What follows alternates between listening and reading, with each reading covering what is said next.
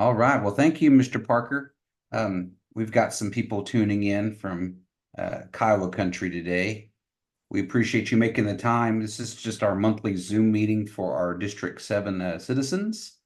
It is being recorded today, so we're going to save this to our YouTube channel for our District 7 citizens to watch at their leisure. My name is Warren Wheaton, for those who don't know me. I serve on our legislature as our District 7 representative. Today's topic for this monthly meeting is the Cobalt Refinery discussion with our Comanche Citizen, Mr. Brandon Parker. And I'll let him introduce himself to you, but this is our Zoom series we try to do monthly on a particular topic that affects our Kiowa citizens. So there will be a little bit of Q&A following presentation and everything, but Mr. Parker, thank you for making the time again. Our citizens, some rules for this webinar. We do have the chat function is not open to all of our participants tuning in, but you can use the Q&A box for any questions you might want to ask our panelists. And so we'll get those questions answered as best we can. So, Mr. Parker, would you just give us a brief introduction? And I've already set the Zoom up in the webinar here today to allow you to share your screen. I know you might have some things you want to share with the people, but give us a quick introduction, your background, where you're from, what work you do, and what interested you in this Cobalt Refinery discussion. Sure. Thank you. Thank you, sir. Yes. First of all, yes, my name is Brandon Parker. And before I begin, I just want to thank the constituents of District 7 and Mr. Warren Quitone for inviting me here to speak today. As he mentioned, I'm a Quijada Comanche. It's no secret. I'm a descendant of Quanah Parker with my Parker last name, but I was born and raised in Lawton, Oklahoma. And my entire life, I'm a graduate of Lawton High School. I was born at Lawton IHS. And after high school, I worked for a little bit in construction, but then I went to work for the Comanche Nation as a community health representative back in 2004. And that's kind of where my journey in what I call tribal public health began. Many of y'all probably know what a community health rep is. It's grassroots health work with your tribal citizens and at the community level. But anyhow, I went to college and graduated in 2009 at Ada, Oklahoma. There's a school over there called East Central University. They have what's called an environmental health science program. So I obtained a bachelor's degree from ECU. And then a few years ago, I went to a university in basically Washington, D.C. For the what's referred to as the Uniformed Services University. It's essentially the United States' military medical academy. And that's the university is based on the property of the Walter Reed National Military Medical Center. So my specialty really, again, is a generalist. And today, and with regard to Westwind, I'm really leaning on my quote unquote generalist skill set from a scientific background. But within when I say generalist, I'm referring to subjects related to air quality, surface water quality and protection, wastewater quality and protection, solid waste issues, hazardous waste issues, food safety. Something we all know about COVID-19. In my line of work, we call that epidemiology, which is basically the study of disease and how that spreads in a community.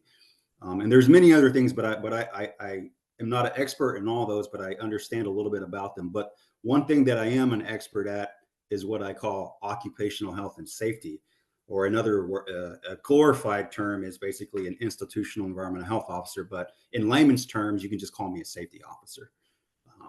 Right? We all deal with safety at work, in the workplace, and I'm sort of highly trained in that issue. And I'm here speaking on my own terms as basically a concerned Comanche Nation citizen. But in my professional life, ever since 2009, I've been employed by an entity known as the United States Public Health Service, and I've served as an environmental health officer. But that's a little bit about my background. I first found out about this refinery in late 2023 when I was listening to a Comanche Business Committee meeting on Zoom on the internet, and I heard the topic being discussed, and internally it caused me to ask some questions about what we just call public health impacts, right? What are public health impacts to my home community from this proposal? And so I'm still trying to answer that question. I don't claim to be an expert in what Westwind is doing and what this refinery is doing. I don't believe there are many experts at all in the United States on what Westwind is proposing. But we can get into those details later, but that's a little bit about myself. Thank you, Mr. Parker. I appreciate it. Kind of give us and if you have anything you want to share, presentation wise, if you want to do that first, we can jump right into that. And I think you should be able to share your screen on your end.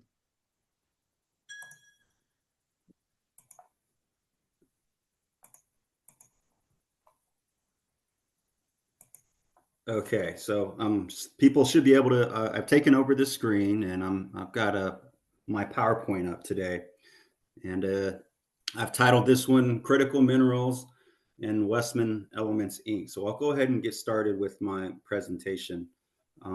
Again, as I mentioned before, here's my background. Anyhow, I'll just slide through that since I've already went through that. Just a quick disclosure statement. I'm just here, speaking on my own views, not the views of my employer. I don't mean to take us back to science in high school, but I think it's kind of important to look at this slide right here. This is what we call the periodic table. I know most of us have seen this. I'll be really honest, I haven't looked at the periodic table in, I don't know, probably 10 years or so. It's been a long time. But the point of me showing everybody this table is to go over something that is really being heavily discussed across all channels at the state government level, in the private sector, at the global level, and at the U.S. federal level. There's a topic that everybody's talking about called, quote unquote, critical minerals. And this is actually an image from the Department of Energy that talks about what their critical minerals are. There are 50 critical minerals that are designated essentially by the U.S. Geological Society, which the USGS falls under the Department of Interior, which is the DOI. And so the DOI and the DOE are going off what they call a critical minerals list. And so these minerals are what figureheads are saying are essential basically for the quote unquote clean energy transition.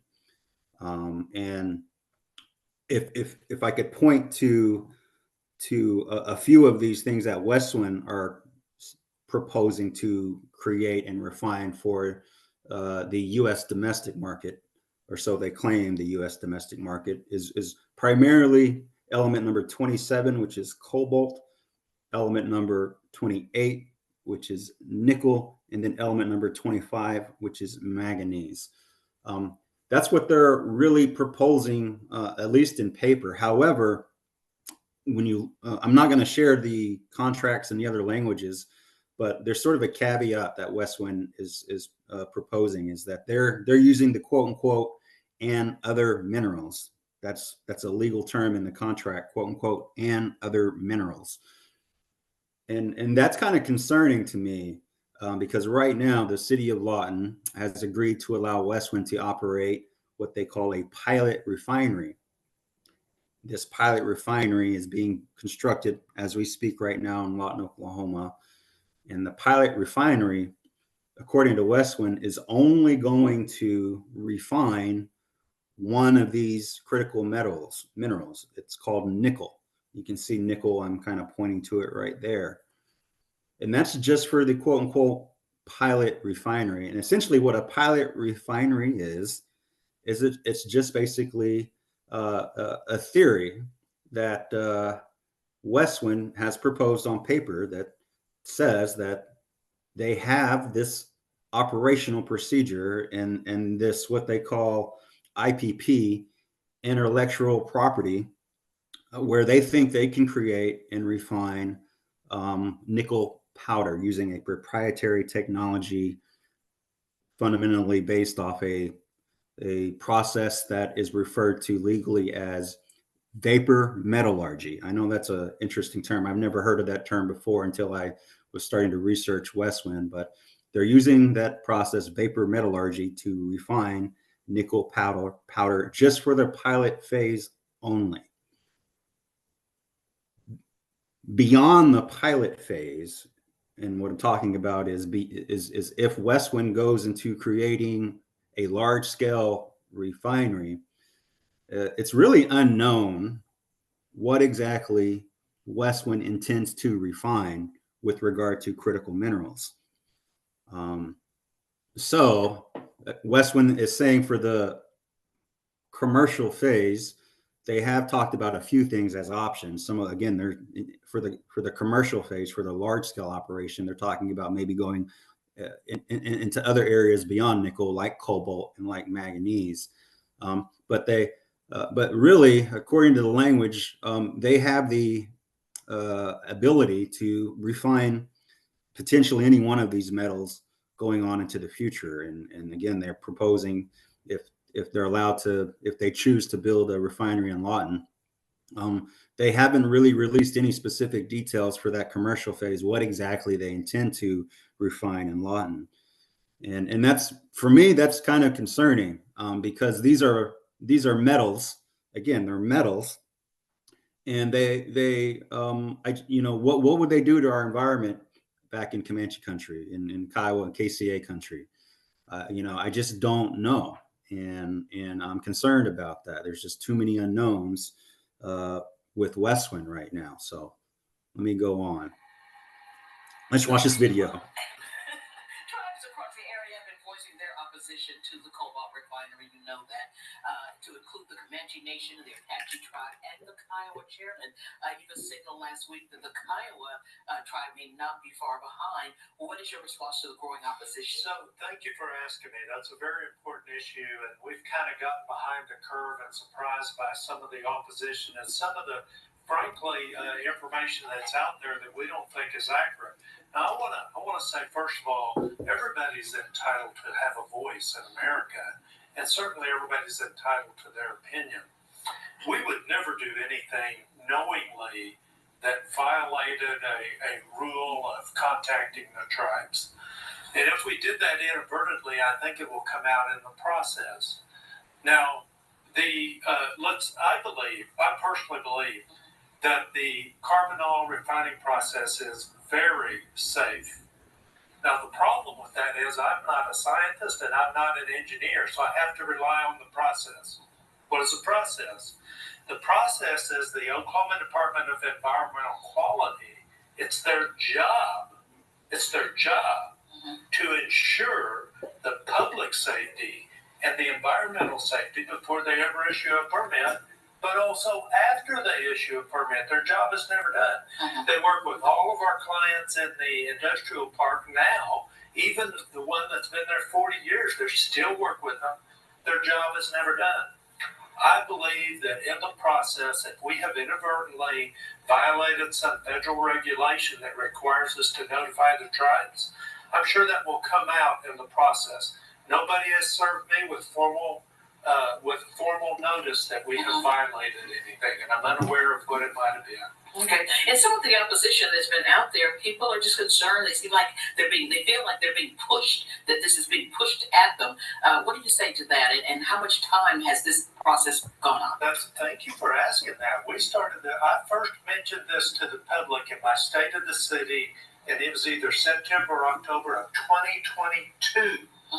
It was first brought up. The first agreement was passed in November or December. I'm going from memory, so I could be a little off. But my memory is it was a 6-month agreement and ended in May. So I think my timing's about right. There have been ample opportunities for the public to come forward. We've put the world on notice and had ample opportunity for people to come, and we have had people come. We have found that much information has been presented on the internet that is misinformation. I've seen pictures on the internet of black clouds of smoke that totally engulf the whole picture except for a factory. That's either a doctored photo or it's a photo from a third world country. America's not a third world country. We have environmental agencies that protect us and have regulations on these things. We have to trust the process. Okay. I know our time is going. So there, there's a number of things that I'd like to speak to with regard to Mr. Mayor's statements, but I can't speak to all of them. But one thing that I will say is at the end of his statement, he said there are environmental regulations that address this sort of thing. And through my research, I've not been able to locate in what I would refer to as the Clean Air Act any reference to the word vapor metallurgy within the Clean Air Act. And that's the technical term. If you go into the Clean Air Act or go to a Google search engine, you can easily type in the words Clean Air Act and comma, and then type in hydrometallurgy, which is basically a liquid-based type of refinery process using acid baths and what have you. I think some of you are probably aware of those other techniques. Hydrometallurgy, that is a term that's in the Clean Air Act. However, the term vapor metallurgy is not. And because of that, it appears as if there are no current state of Oklahoma or United States Environmental Protection Agency regulations for vapor metallurgy, which is what the mayor basically said, that the regulatory authorities are going to refer back to their regulations. And from my point of view, I'm not been able to locate any regulations that any of these agencies could use. Right? I know some of y'all may have remembered that there was a KCA meeting in the middle of February, and I asked some of the West Wind reps about this particular issue, and the CEO basically said that they are aware that they, meaning the DEQ and others, are aware that that there are no regulations, and that Westwind would have to work with the regulatory authorities, and they're expecting that process to take about 18 to 24 months to create permit requirements for their operation or their proposal. Just a quick overview. This is Lawton Fort Sill, and I just wanted to, I don't know where everybody is this morning, but the proposed site is essentially on the west side of this image right here. I'll point to it right here. This is sort of the proposal site in a general sense, where they would like to put their operation, where Westwind would like to put their operation. This is zoomed in, and this slide is only showing the pilot plant refinery 40-acre footprint. You can see it's essentially south of Goodyear, and it's less than a mile south of a Goodyear plant. And again, all of this is on the west side of Lawton. And I'm pointing to what is the Deo Mission Baptist Church site location. This is KCA land right here in this particular area. And so you can clearly see that Deo Mission is about a mile away from the pilot plant. That's the closest trust land that I'm aware of that's near the refinery. Not to mention, what about everybody else in this picture? You can see this large housing community right here to the north and northwest. I'm sorry, north and northeast of the pilot plant. But there are thousands of homes and thousands of people who live and reside in the area. But to the left of the pilot plant, there are a number of other tribal allotment lands that are within 5 miles of the pilot plant as well, all to the northwest. This is zooming in further just to show you a closer image of, and there's actually a tribal cemetery. If you can see my cursor, there are many of our relatives are here at Dale Mission in this cemetery. So that's important to take note of. For the large scale refinery, the proposed site location is this footprint. It's essentially on 480 acres. And it essentially is just an expansion of the land around the pilot refinery. So I'll just, anyhow, on this slide, we'll just basically give a general timeline for what Westwind has proposed. And so for the pilot phase, if we look on the left of the slide, they're proposing that the pilot plant is going to operate for a couple of years, from 2024 to 2026. And their goal is to make 100 kilograms per day of nickel powder. But one of the big things, and they're kind of, from what I understand, they're tracking to go into operations to turn that refinery process on if Westwind is able to complete the construction as well as complete the internal proprietary components and operations and pieces inside the equipment inside the pilot refinery. If they can get all that done in the next few months, they're hoping to go into operation as soon as possible and do that again for a few years. And one large goal of Westwind is to generate what they're calling a bankable study. So they can use this bankable study to essentially show that their pilot plant works. It does create a product, and it is profitable. And they can do they're proposing that they can do this safely. So anyhow, that's the pilot plant for a couple of years, and then they'll go into what they call phase one, where of the commercial capacity, where they're slowly going to scale up. And I'm going to theorize that maybe phase one could potentially be sometime around, if it was up to them, sometime around 2026 to 2030.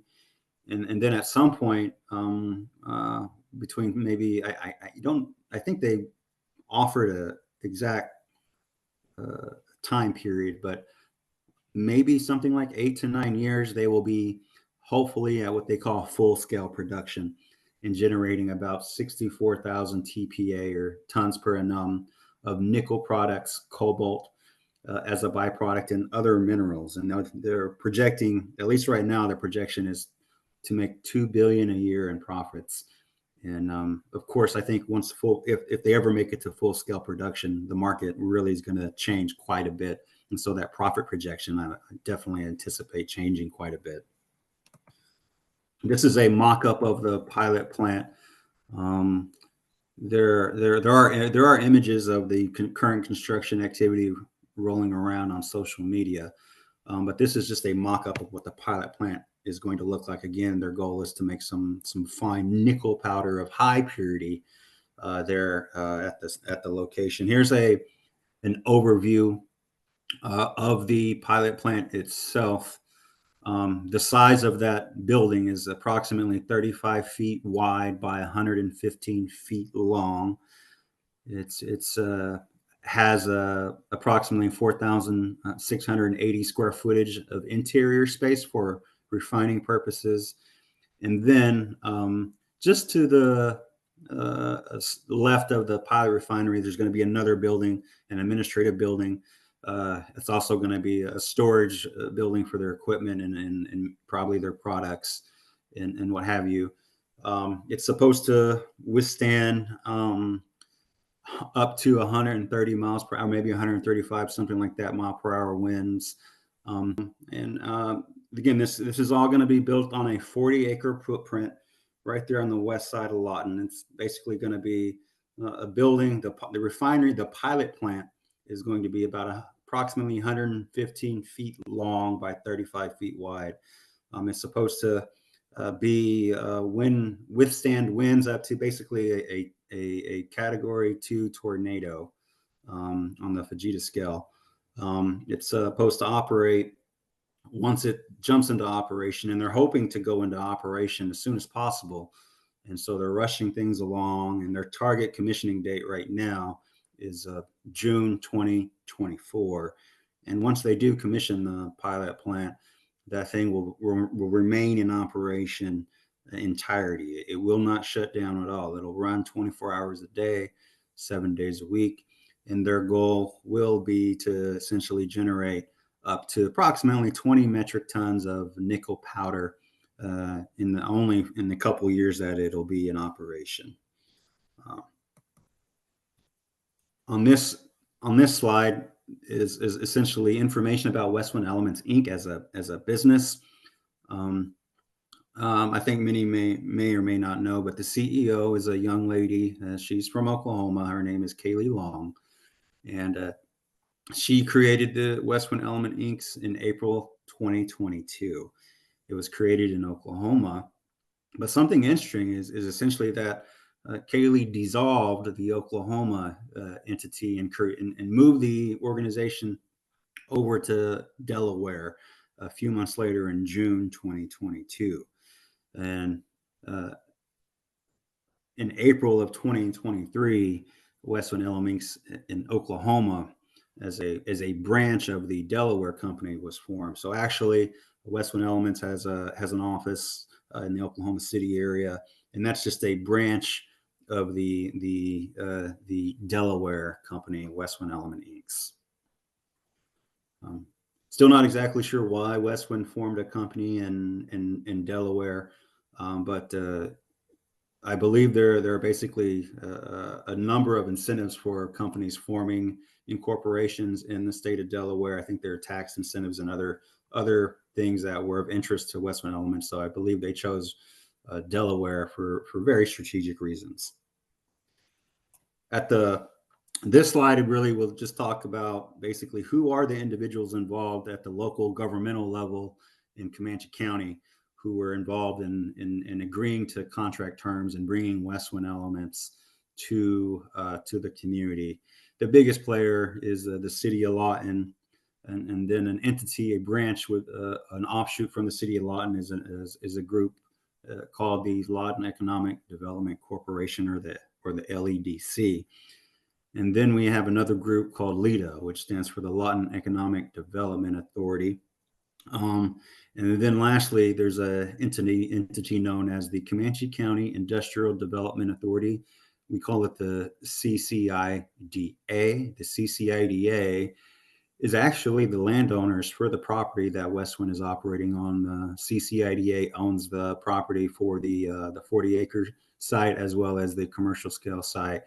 And CCIDA has leased to Westwind the property for use for their proposal and their operations.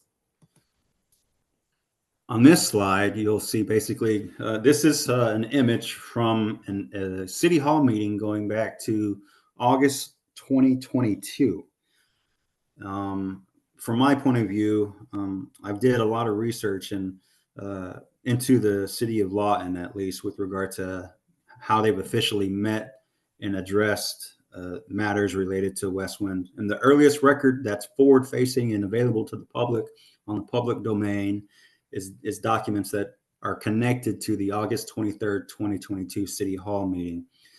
And this is actually the agenda item number 31. It basically says, quote unquote, they're going to consider convening an executive session for purpose of conferring on matters pertaining to economic development, including the transfer of property, financing, and the creation of a proposal to entice a business to locate within their jurisdiction, if the public disclosure of which would violate the confidentiality of prospective business entities, and if necessary, take appropriate action in open session. So basically, on August 23rd, 2022, the city of Lawton convened to discuss essentially just a project in executive session. So again, there's no mention about a refinery. There's no mention about Westwind that is forward-facing for the community constituents, the citizens of Lawton to understand. This is actually a meeting. This is the council starting that meeting. To audience participation. Anyone having an item of business to present to the city council that does not appear on the agenda, please come forward at this time. Okay, I don't see anybody, so we're going to move on. Now, we have a challenge today because for whatever reason, we only have 6 voting members present. And we have one that has to leave early. It will take us to 5. It's getting too close for comfort. And we are going to have to go to executive session now. I apologize for making you wait. I need a motion to go to executive session. So move.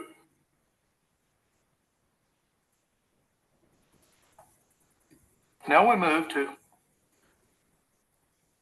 So again, they went into executive session to discuss basically at that point in time just a project.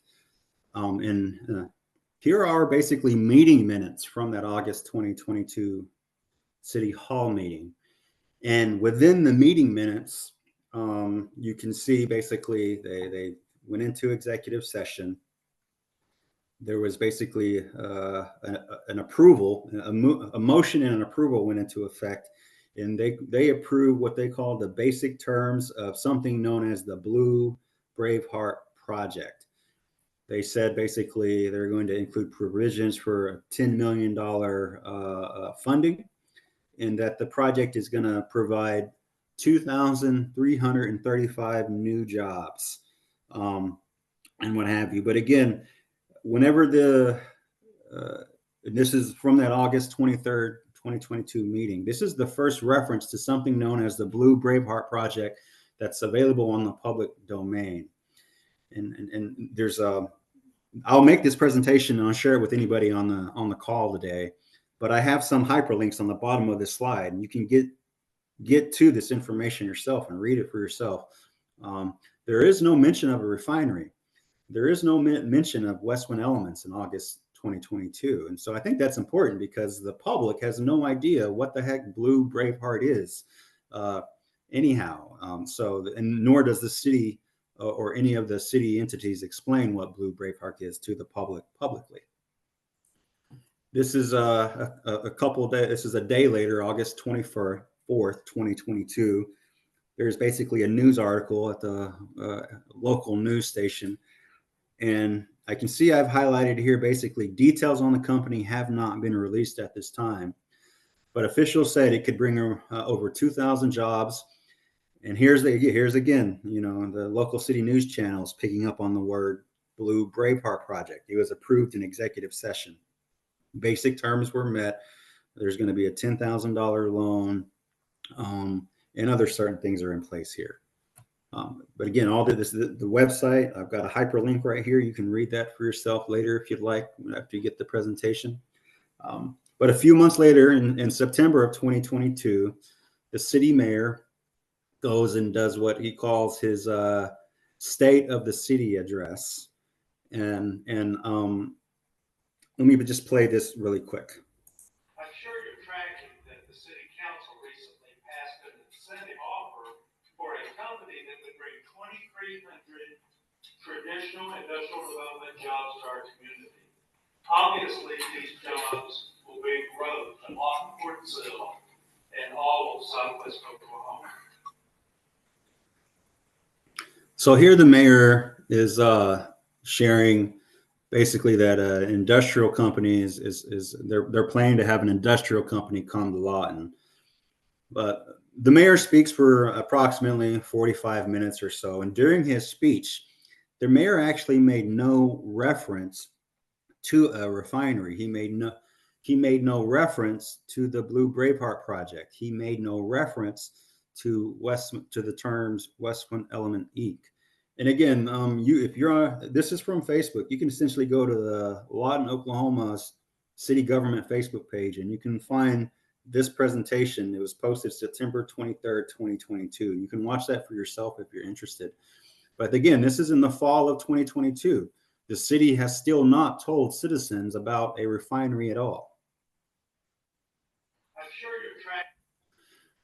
Now let's fast forward to December 6th, 2022. There's another city council hall meeting. There's agenda item number 22. Here, for agenda item number 22 in December, the city council is basically considering reallocating $9.4 million of ARPA revenue replacement funds, basically for basically the Blue Brave Heart project. So again, I think it's important to note this is December 2022. This information is publicly available at this particular point in time, but there's still no mention to anybody that a refinery is coming to town or that Westwind Elements is coming to town. All citizens essentially know at this point in December is that some kind of industry is coming, some kind of company is coming, but the city officials have not told anybody. They just continually refer to this project as the Blue Brave Heart project. This is December 6, 2022. This is basically from the city of Lawton. This is a document from their December 6th City Hall meeting. And you can, again, it just adds more information that federal funding will be used for this project to the amount of $9.4 million for, again, the Blue Braveheart project.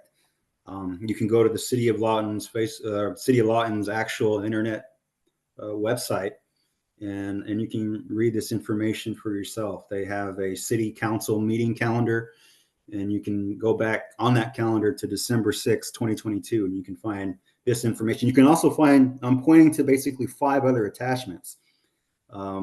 There's a CIP abstract document. There's loan schedules. There's calculations and some other documents there. So there's a lot of information. Again, this is December 2022. Here we have, I chose to select this document that I'm showing is called the Blue Braveheart Incentive Information Abstract. This document's rather short. I think it's less than 10 pages or so. And if anybody wants this document, I can share it with you. But basically, this document discusses really 2 matters. It justifies, per the city, it justifies the incentive to offer to the Blue Braveheart company. And it also provides the city with 3 funding options for the economic incentive. And in this document, there is no mention of Westwind, or there's also no mention of a refinery in this document.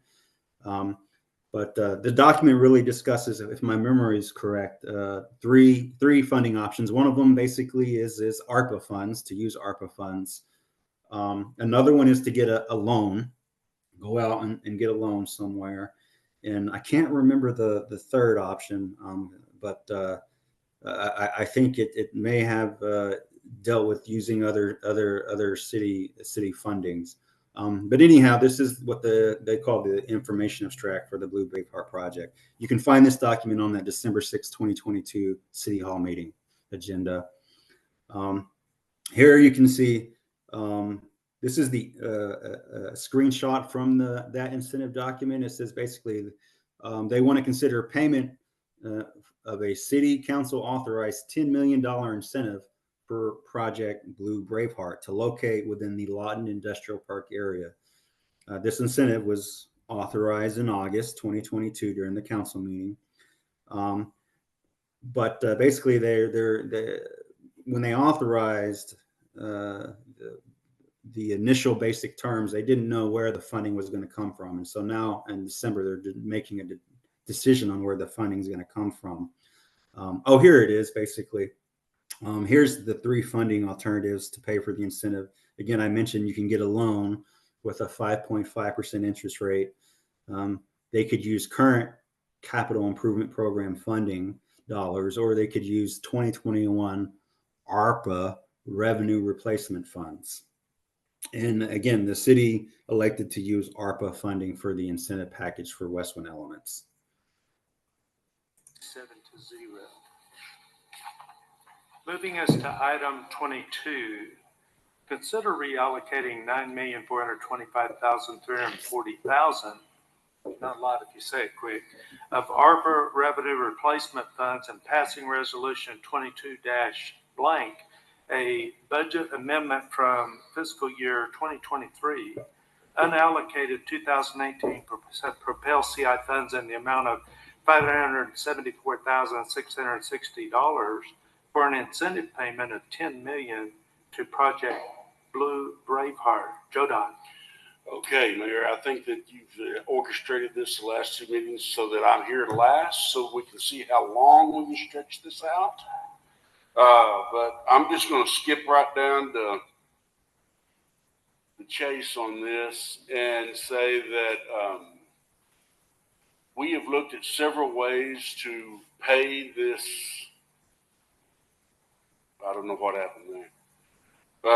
We've looked at several ways to pay this incentive that we've promised Blue Braveheart, and it's coming down to, I got a phone call last week that we need to pay it by as soon, we could need to pay it by as soon as next week.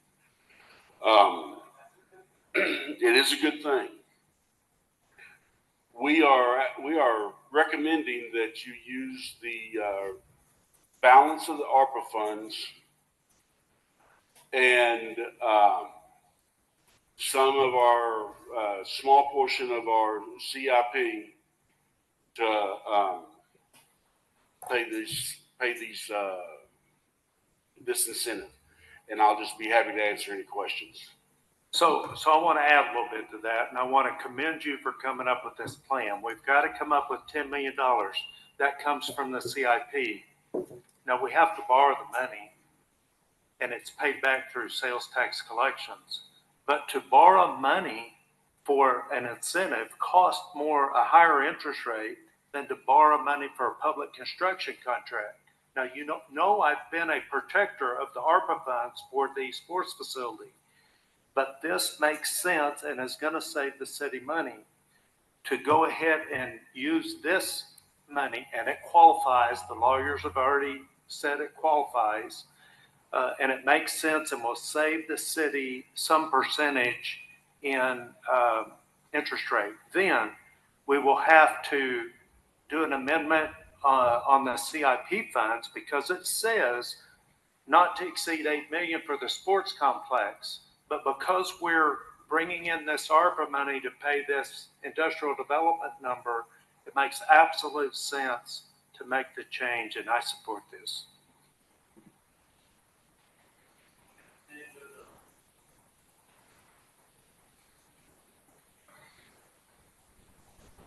Motions. Move to approve. A motion for approval. Hold on just a minute. I have a motion for approval in a second. Now, I'm not sure that we can do this, John, but I feel like we need to direct staff to bring back the amendment that goes with the CIP and the sports complex. Do we need to do that? Well, I will say this, Mayor, that we have an amendment in resolution in the works. Okay. To take care of some of those issues with the CIP. We could certainly just add that. I mean, not issues with CIP, but okay, to bring back some reallocations on some of that money, or reallocate money that has not been allocated. Okay. In particular, are you working on something with reference to this and the sports complex? This can be added to it, but no, I have not worked on that. John, can we add that to our motion, or is this too narrowly written? To direct them to bring back housekeeping resolution on CIP concerning sports complex. Too narrowly written. We're going with the motion for approval and the second discussion or debate. Please vote. Motion carries 5-1. So there you can see the motion passed 5-1 to use 9.4 million and some CIP funds to get to a $10 million incentive package. And it appears as if West went ahead, told the city or the city officials that Westwood needed an answer really quickly. You can see the city manager mentioned that he got a phone call and that they needed to make a decision and transfer funds soon. So I just find that to be very interesting. Here and now, let's fast forward to February 23rd, 2023. This is the forward-facing document that was released on the public domain for the city council agenda. And basically 184 days after basic terms were approved, the city finally mentions Westwind Elements. I'm pointing to it right here. And the refinery, in the word refinery, you can see the word refinery on the public record. And again, this is the first date and time on the public domain where citizens in the city of Lawton had information about Westwind Elements and a refinery. And this issue again was brought to the February 23rd Lawton City Council meeting.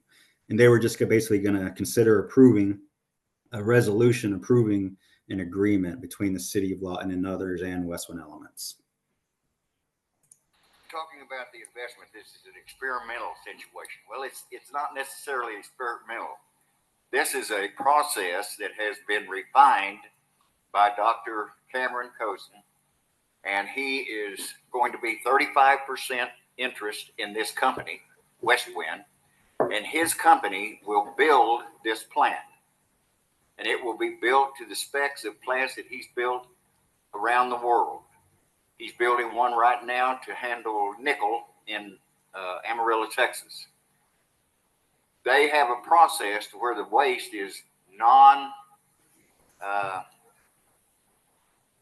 you said it a minute ago, environmentally neutral. And the old process, it was an acid wash. They washed that out on the ground, and then they had that acid they had to do something with, and they just made big piles of it.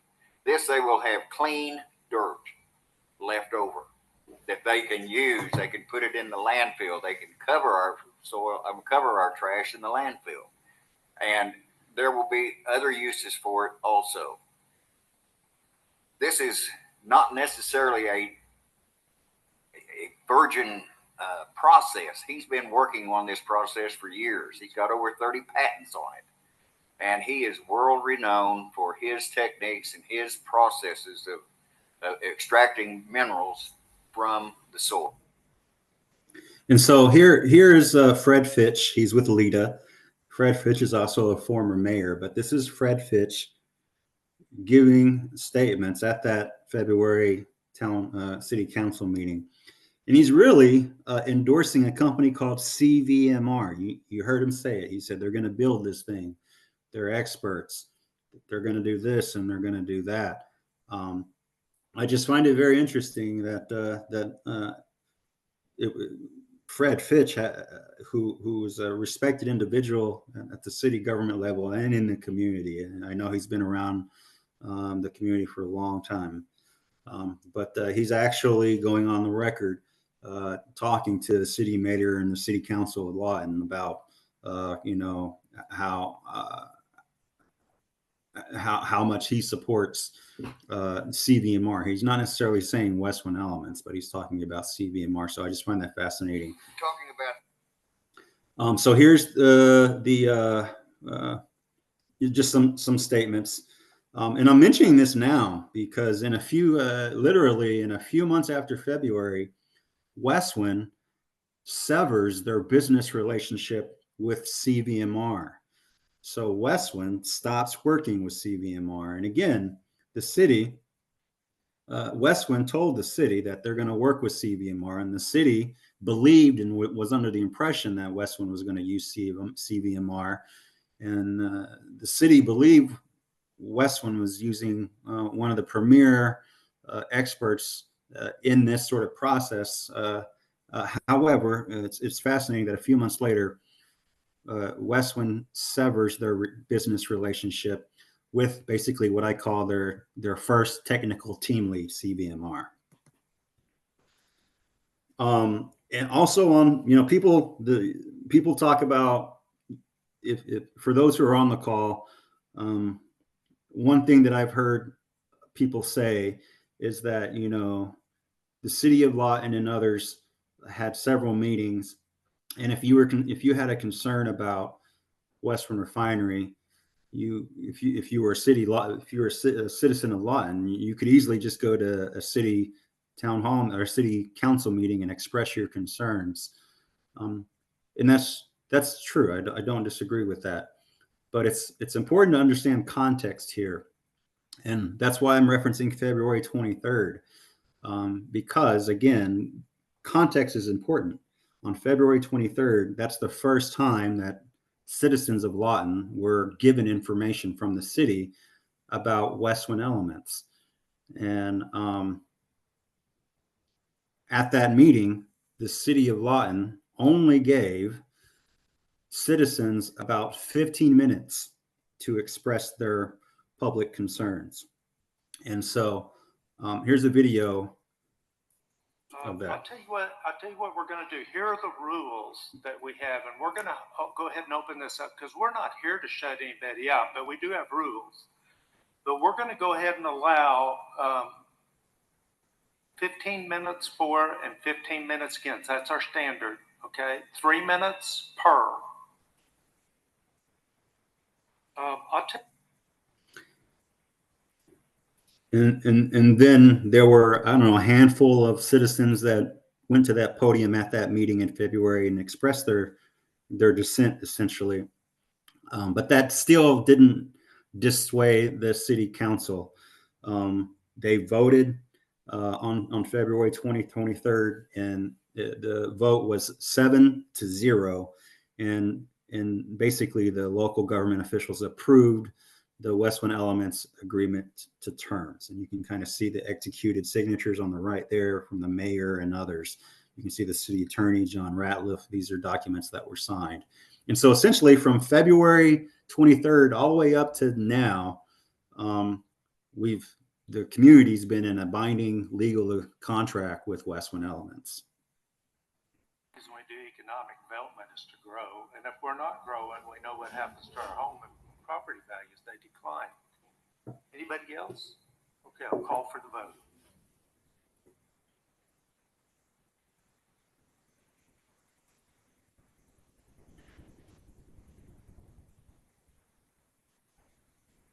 Motion carries 7-0. Okay, hold on for me just. Okay, so we're going to go ahead and adjourn the meeting.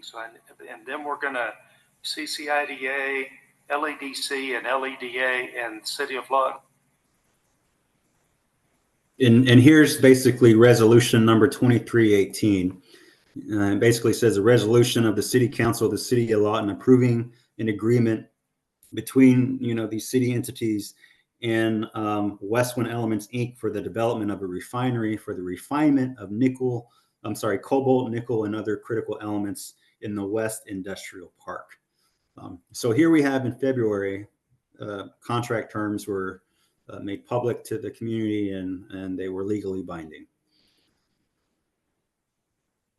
A press release went out by the LEDC on the 23rd, that same day as well. This is available on the internet if you're interested in finding it. But if you have any questions, it says to call the president of LEDC, Mr. Brad Cooksey. So now switching gears a little bit, from March to August of 2023, there was a number of interesting things that happened that appear to have happened with Westwind Elements. And I want to make a statement that this first bullet is inaccurate. I should have updated this. That's my fault. But Westwind never did apply for a $126 million loan for a large-scale refinery. So I just want to make sure people know that. But what is true is basically that there's some lenders that essentially required Westwind Elements to have and build a pilot plant and a bankable feasibility study. One thing I forgot to mention in that February initial term agreement, but there was no requirement in February 2023 for a pilot plant. But sometime between March and August, somebody said that Westwind had to build a pilot plant, and they also had to come up with a bankable feasibility study. The next bullet item you can see here, Westwind held an investor meeting on March 30th, 2023 in Oklahoma City. At sometime in March, Westwind fired their initial lead general counsel, Ms. Katrina Lucas. And then sometime in March, Westwind hired Ms. Jeannie Bowden. She's a former LEDC employee. And again, I talked a little bit about this earlier, but sometime between March and August, maybe even earlier than March, I'm not sure, but sometime between this time period, CVMR and Westwind, essentially Westwind dissolved their relationship with CVMR. And again, CVMR was Westwind's lead's first technical team lead. And after Westwind separated from CVMR, they went out and recruited their second quote unquote technical team. Their current technical team is who they have now, and they're essentially they're associated with, meaning they have worked with a company known as Vale of Canada and in the United Kingdom. Vale is another company that's out there in the vapor metallurgy realm. They're working all over the globe, but when it comes to cobalt and nickel refinery operations, my understanding is this Vale operates a plant in Sudbury, Canada, and another nickel plant in the United Kingdom. But anyhow, more activity. Westwind hired a new general counsel. Her name is Kelly Masters. And then Westwind, some things happened, and it required basically a renegotiation. This is another interesting fact. Again, I mentioned this to Westwind at the KCA meeting. They didn't challenge this at all. So it is fact that something happened that required Westwind to have to renegotiate contract terms. And one thing Westwind did that was an error was they were incorrect when Westwind proposed that they could create 2,335 jobs. Westwind's projection, their initial projection, was too high. So Westwind went back to the city and renegotiated, and they decreased their projection by 69%. And now Westwind is contractually only obligated to have a total of 735 job positions for the entire project. We're talking about all the way up to the commercial scale. And something else that happened was quite fascinating, is that Westwind agreed, excuse the typos, but Westwind agreed to issue 30 shares valued at approximately $400,000 to LEDC. I don't know where that came from, but yeah, somehow now we have Westwind giving LEDC 30 shares of their company. And lastly, there was a bench warrant issued for the Westwind CEO that's related to basically a failure to appear violation. Here's an image of the March 30th investor meeting. A quick blurb on Westwind and CVMR and how they ended their partnership. On the right is basically a guy by the name of Karan Kazan. He's the CEO of CVMR. He's based out of Toronto, Canada. It's speculated that CVMR and Westwind were partners from perhaps September 2022 all the way up to February, March 2023. And it appears as though CVMR did have or does have between 20 to 35% investment in Westwind Element Inc. There are what we call SEC filing documents that do talk about how CVMR is an investor in Westwind Elements. But it's just fascinating. Kaylee Long is on the left here. She basically said that CVMR couldn't deliver. And I don't know exactly what that means by they couldn't deliver, but something that CVMR did was not satisfactory to Westwind Elements, and they basically ended their partnership. That had to be, whenever Westwind ended their partnership, that had to be a very fascinating and intriguing time. I always wonder, how did Westwind convey that information to the city of Lawton? Like what would you as a CEO do if you're already in a sort of a contract with the city of Lawton for, $10 million and some other things? Like, what do you tell Lawton? Hey, I lost basically my experts that are going to do this. But be patient. I'm gonna go find a backup team. I'm gonna go find somebody else that can do this very unique proprietary refining operation. I just wonder what city officials knew about this ended partnership. And again, going back into the middle of 2023. Western recruited a second technical team lead expert. And again, I'm not even sure, but here's his name. His name is Mike Cox. He's listed on Westwind's website as the current chairman of board of the technical committee. But I have heard through, and again, I can't verify this because I don't know. I'm not. Others question whether or not Mr. Cox is still with Westwind Elements right now. But at least this is who Miss Long turned to once CVMR left. They went basically to Mr. Cox, who has many years of experience in vapor metallurgy. Primarily, his experience comes from the Vale nickel refinery in the UK. Now let's go to August 2023. This is basically Westwind and the local government officials renegotiating terms again. So another resolution was passed in August 23 at a city council meeting. Again, back in February, there was not a requirement for a quote unquote pilot facility. However, in August, terms were renegotiated and reamended, and it did require Westwind build a pilot refinery. It did require basically a reduction in jobs to a total of 735 full-time employees. It did require the issuance of 30 shares of unrestricted common stock valued at $400,000 to LEDC to be held for the benefit of the LEDC. So these are just more changes that have happened for a variety of different reasons. A press release was sent out by the basically appears to be the city manager for the city of Lawton on August 16th. It just provided the same information that was in the term agreement documents, but for a palatable PSA type format.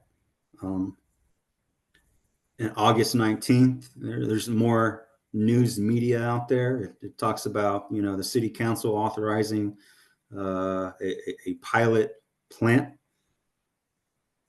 August 2022, a groundbreaking ceremony occurs. Then in September 2023, we have essentially here's where Miss Katrina Lucas initially files in court against Westwind Elements for basically a civil dispute. Here we have October 2023. Again, one of the things the mayor has said is that he's allowed and given ample opportunity for citizens to voice their concerns to the city. And one of those opportunities were town hall meetings. The city held 2 town hall meetings. They held one in October and they held another one in December. And at those town hall meetings, you can, and again, these meetings are, 2 to 3 hours long. I've watched both of them. They're available for you to watch. If anybody wants to watch them, I can send you the links. But on those meetings, you have several citizens getting up, expressing their concerns about, the safety of the plant, their concerns about the hazards of the plant. Citizens are talking to Westwind and city officials about environmental contamination concerns. Just a number of questions are being asked at these town hall meetings, and really these are verbally submitted questions, and the city and Westwind are only providing verbal answers, and that's really the extent of it. How it's just quite fascinating. There really appears to be no information given from the public comment from these town halls that changed anything with regard to the term agreements between Westwood and the city. Meaning, essentially, all those comments that the citizens or the people made at those town halls appear to have made no meaningful impact at all, or appear as if nothing changed. Basically, the city of Lawton still stayed and still continue to allow Westwood to conduct their businesses according to the term agreements. Here's an October 2023 date. In October 2023, Westwood, this is about permits now. Permit with the Department of Environmental Quality. Westwood submitted a form number 100-884. That's language for basically they submitted in what's referred to as an applicability determination. That's a technical term that Westwood submitted. You can see right here, it's from Jeannie Baldwin to David Schultz for the DEQ. And again, I mentioned a second town hall was held. That was held on December 4th. Of the two town halls, the most technical information about Westwood Elements is included in this December 4th town hall meeting. And it's a fascinating presentation. I encourage everybody to watch that December 4th town hall meeting. If you want to know more about the science of the operation per Westwood, the most information that Westwood releases about the science and safety of their operation is discussed at this December 4th meeting. Here's basically just a screenshot about basically, again, I haven't really talked about the science too much of this operation yet. But there's a gas there's a gas known as nickel carbonyl, and it's a pretty dangerous gas, and it's a byproduct of this refinery operation. And this is just a slide talking about how what sort of controls are in place. We call them engineering controls, but if the gas reaches a certain concentration in the air inside the plant, certain safety mechanisms will be implemented, to include up to what they call an automatic shutdown at something called 4 parts per billion. But anyways, this is just a screenshot of something technical about what Westwood presented at that town hall meeting. Now here is basically, again, I showed earlier in my presentation, I talked about how CVMR was a strong partner with Westwood in February 2023. Now, in December 2023, the story has completely changed. Here we have Westwood saying CVMR basically was a failure in their eyes, and that CVMR really doesn't have the operational experience to do what Westwood wanted them to do. But I just find this intriguing, because if Westwood is saying CVMR couldn't cut the mustard in December, why wait till December to say that? Why did you agree to go into terms with them in the first place? So it's just very perplexing to me.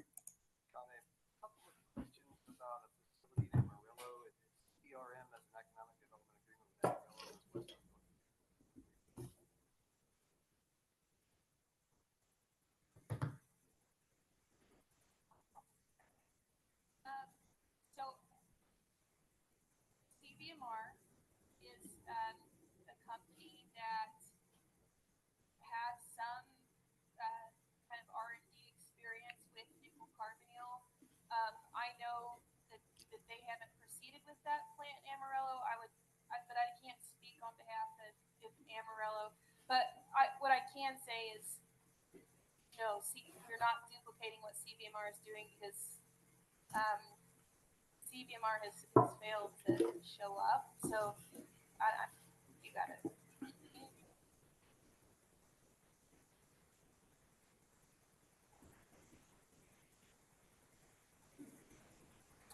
I think it's important to give some context here.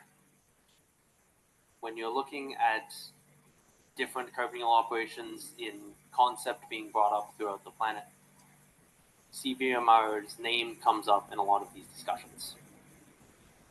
It's important to put the context that of the largest refineries on the planet, CVMR has had their hand in none of them.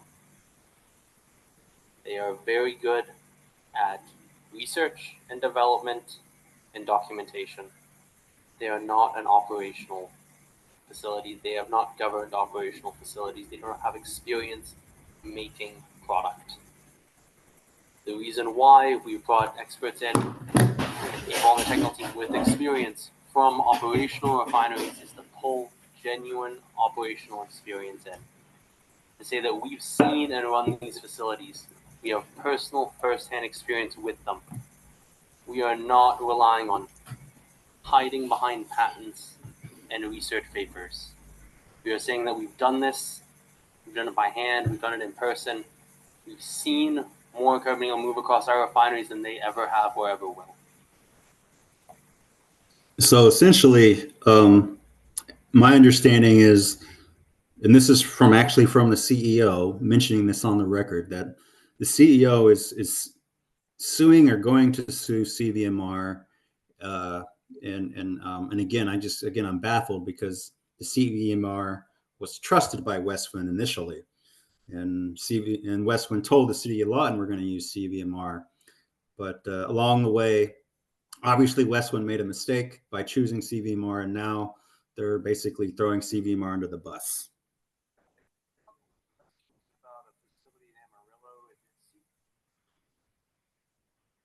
Here's an important piece. This is again from the December 4th town hall, where Westwind is basically saying that the regulatory standards just aren't there right now for the nickel industry. And again, this is important for basically, public health protection, for environmental protection. For agencies that exist the best we can, because a nickel refinery doesn't exist in the United States, there's permits that have to be created around this. And so starting small and growing also allows us to be, exposes us to be fully held accountable and take that time for the regulatory bodies that exist, to do the work to start drafting these permits. And we went.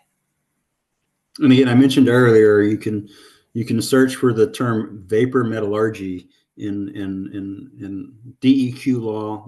I can send you DEQ regulations if you want to read them. I can send you Clean Air Act regulations, but you won't find anything about another term to Google is what's referred to as a nickel recovery operation. There just isn't regulatory standards using basically this vapor metallurgy process out there. So it's just a big question that I have. And I wanted to talk to Westwind Elements about this at the KCA town hall. I just didn't have the opportunity to engage with them one-on-one and go into the weeds on the issue.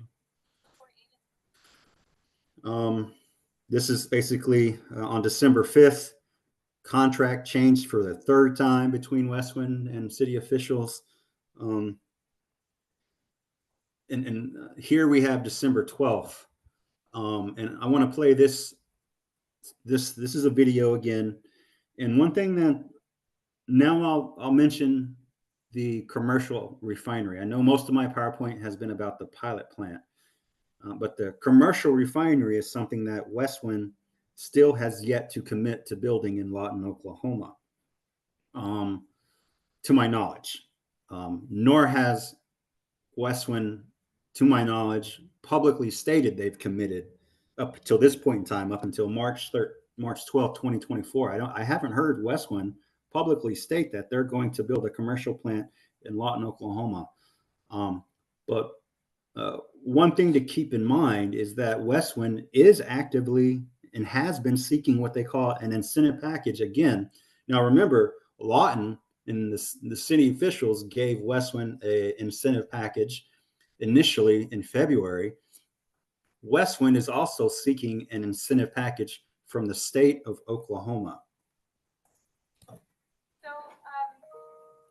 right now our objectives in the state of Oklahoma is we're building a pilot plant in Lawton. But it is our hope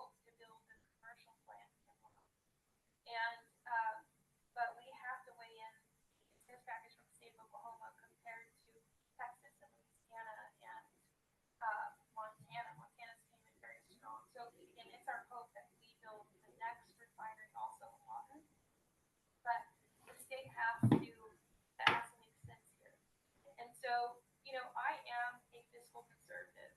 I'm very anti-crony capitalism, any form of socialism, etc. And I do believe that the best economic environment is for like business to business competition 100%. The reality that we're facing in some of these critical industries is that you have businesses that are having to compete against the entirety of the People's Republic of China and the entirety of Russia. So Russia is a close second in terms of control of the nickel market.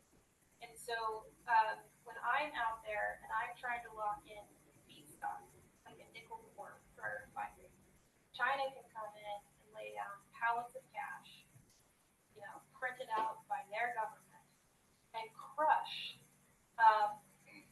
the American businesses.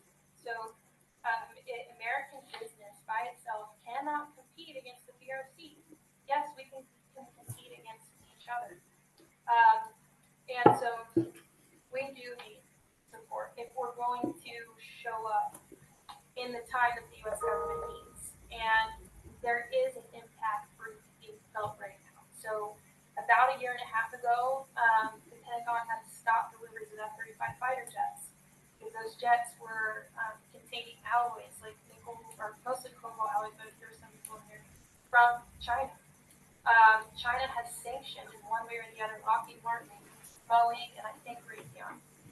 They've banned 2 critical metals, like outright banned them. They're increasing tariffs, and our national defense stockpile is nearly depleted of these materials, as opposed to China, where they just put out an order for another 7,000 tons of cobalt for their strategic reserves. And so, in order for us to show up on time for our national security needs, for our aerospace and defense, for our battery needs, there has to be some support. And so Westwind's strategy is to respect the taxpayer and not go out. I mean, we're not aggressively going after, grant money or free checks. I mean, there are some DOE grants we're applying for, but we're looking for a subsidized debt vehicle that would earn the taxpayer more than what they would loan, and something that is de-risked. There are, like, for instance, Texas does bond programs. They'll do a cost share of that financial certain portion of the project, and those funds need to be returned. So we are trying to explore an attractive incentive that equips us to compete with China and equips the state of Oklahoma to compete with, the Texas or the Louisiana Senate out there, so that we can fund and build the commercial on time for the U.S. So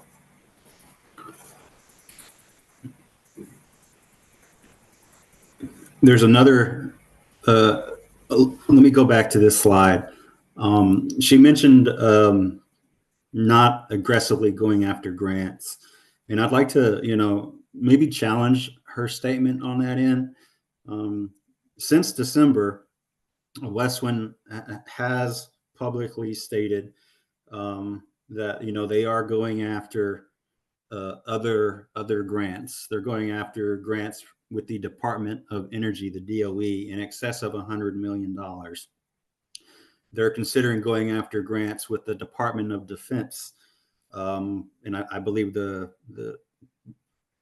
looking for over $50 million from the Department of Defense, and these are grants associated with their commercial scale proposals, their large scale proposals. I think if I remember, I'm not entirely correct, but I think the number thrown out there to build and design and operate the large scale refinery was something over the order of around $700 or $800 million to get basically that commercial scale set up and operating. So it's a significant amount of money, and it does appear that they're looking to subsidize some of that large cost with hundreds of millions of dollars in federal grants. This document right here is basically, this was executed on December 12th, 2023. This is called the Amended and Restated Development Agreement between basically, again, the city officials and Westwind Elements. This document's really long. It's over 100 pages long. But to my knowledge, this is the last executed document on record that is currently binding between the city of Lawton and Westwind Elements and others. A little bit about the DEQ permitting. This is what's referred to as a applicability determination for Westwind, and it essentially says basically the pilot plant is required to have a permit, and they're really required to have a permit because of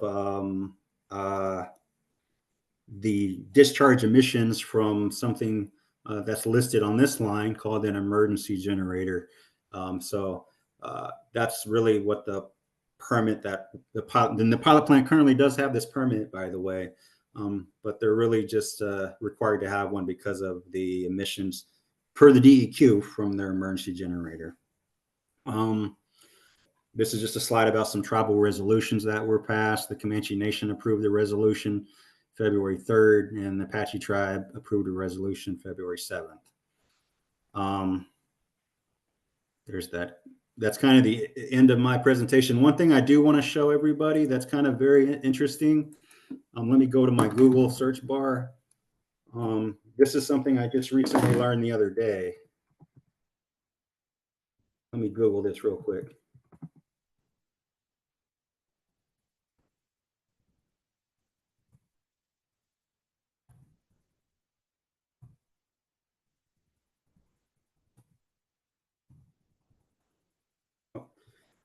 I spelled it wrong, but y'all can still see my screen.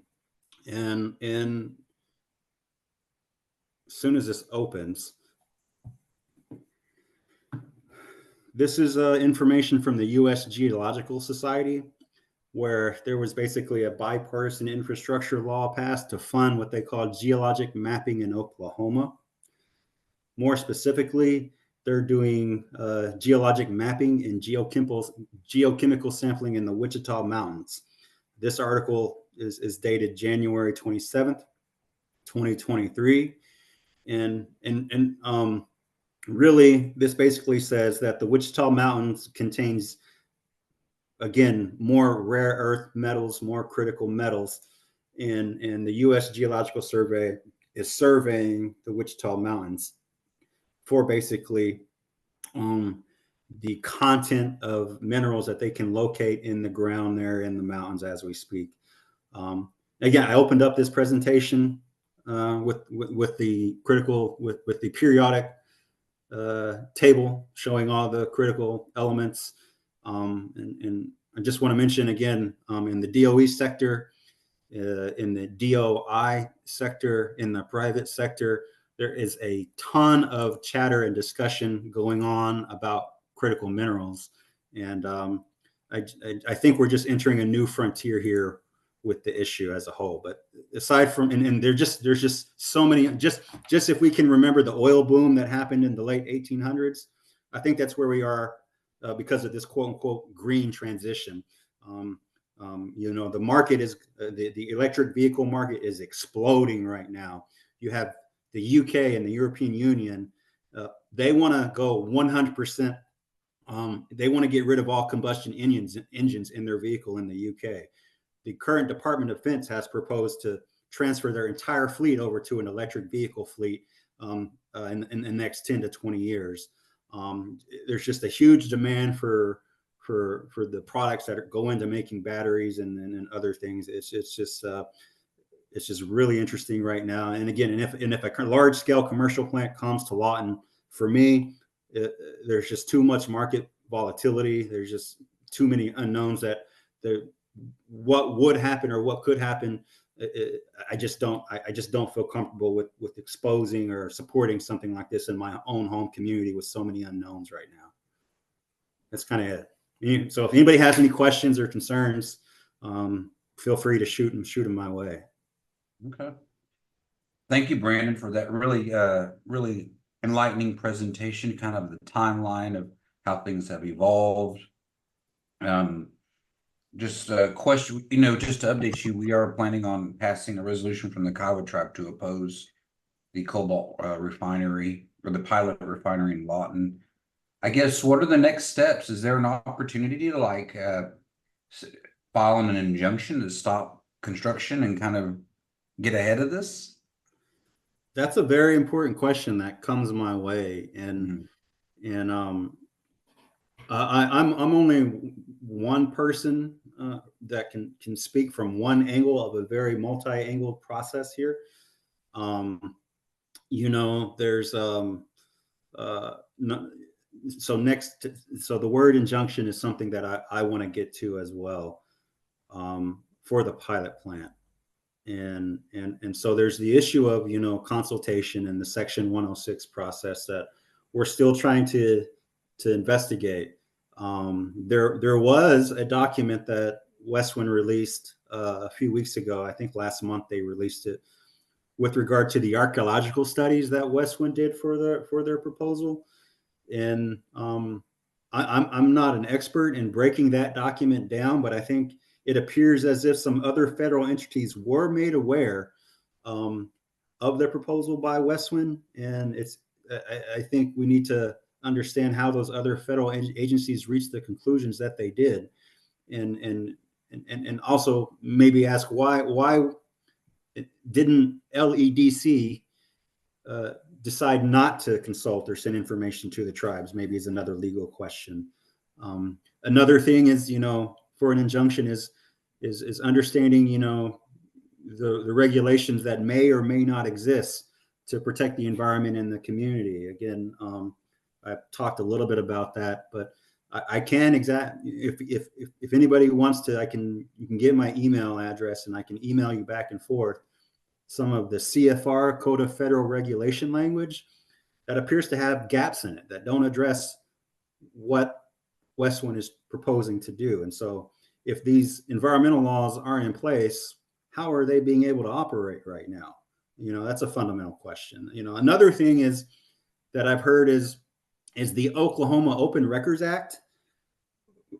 I've heard other citizens come to me and say that, the city of Lawton violated the Oklahoma Open Records Act by way of the processes at which they entered into these agreements with Westwind and how they did that. How, as an example, if you do something, my understanding is you've got to have minimum days that you propose to do something to the public. And there's been a few occasions where citizens have said, the city didn't give proper notice or what have you, and they didn't allow proper information. So there's these technicality things that are out there that may lead itself to an injunction, but I think we need more experts to get together, to put their, more think tankers to get together and work through these details. Because right now I'm kind of in a silo on the science side, but on the city government side, we need somebody who's really good at that. We need somebody who understands the National Historic Preservation Act. I don't claim to be an expert in that, but and then we got to do FOIA requests to drill down and find more records to potentially get to an injunction. But that's a very important question. I do know that the Comanche Nation, on March 18th, that's a Monday, there's plans to have just a town hall for Comanche Nation citizens in Lawton, Oklahoma. That are CBC's behind setting that. They haven't publicly advertised that yet. I just only know because I got an email inviting me to be present for that March 18th. And at that March 18th meeting, my understanding is that the Comanche Nation has invited Westwind Elements to attend that, but Westwind Elements so far has not accepted that invitation from the Comanche tribe. So at minimum, my understanding is on March 18th, I will be there. A tribal archaeologist named Mary Motah will be there. The Comanche Nation Tribal Historic Preservation Officer Martina Minthorn will be there. Representatives from the Comanche Nation EPA will be there, and obviously some of our elected officials will be there, at least to answer questions to Comanche citizens. And I know we will have to field questions about, just like what you mentioned about, potential injunction routes or what's next. I just wish I had a stronger answer to, what we could clearly do for an injunction, but we're still trying to work through, I guess, what the lawyers would call a legal course of action. Yeah, I think I might mention it. I might try to make it down if you'd give me the time, or Yeah. email me or text me the time. Try to be there to support and hear what is said. Yes, all good information. I haven't gotten any questions or anything, but I think we're probably out of time here. I know people have other meetings they got to get to. But thank you for your time today, Brandon. Like I said, this is going to be shared on our District 7 YouTube page. And we'll, if you can get us the information once it's out, we'll definitely share it in our newsletter. You know, when that town hall is going to happen. I'm assuming it's going to be at the Comanche Nation complex, just to kind of get information out and kind of listen in. From a legislative standpoint, I do want to find out our options, and I'm going to start having those conversations with our legal team that works for our legislature. We have a question here. Are you able to share your email or type it into the chat box so we can put it in? Yeah, What email you need them absolutely. to if you want to do that, you can just I think you can message everybody so if people have questions. I know we have some people that are working for our natural resources office team. They may want to reach out to you and kind of find out more information on how they can best support this. So, Let me and we're also let, going to post to your email in the YouTube video so people that might want to reach out. oh, let me post something that's kind of important. Okay. Well, maybe are we still recording? Yeah, we still are recording. Okay. If people can email me, I can email them back a ton of records on this issue that I've collected. Mhm. You know, I have many of the news articles saved. I have many of the official executed documents that I've been able to collect saved, and I have public health literature, or we always go to reference materials to try and make to find basically science that supports whether or not somebody's scientific statement is valid or not. So, like as an example, how harmful is nickel pollutant to the environment? I have literature on that. I have literature on basically the nickel carbonyl process. Just a ton of information. If people want to really become more highly educated on the issue, just send me an email and I can get you, hundreds of documents on this that I've collected. All right. Well, thank you, Mr. Parker. I appreciate your time today. And sorry for the technical mishaps, but we work through them, right? Technology is not perfect, but this is a great way to communicate and get information out there. So, well, I look forward to hopefully seeing you on the 18th. Yeah, absolutely. Critical minerals are all around us. We don't really have a choice. We have to use these things. I understand they're important, but Yeah. we just don't have any other options to go to other. They force us to use what we're forced to use. And so, Yeah. anyways, Yeah. thank you for your time. Yeah. Thank you all for joining in on this webinar today. We'll try to do more topics monthly. Again, if you have a topic or a discussion you'd like to have via Zoom, send me an email or you can email us at district7legislature@kiowatribe.org, or my email is wqueton@kiowatribe.org. And we appreciate your time, Mr. Parker, and you all have a wonderful day when we will see you again. Thank you. Aho Deonde.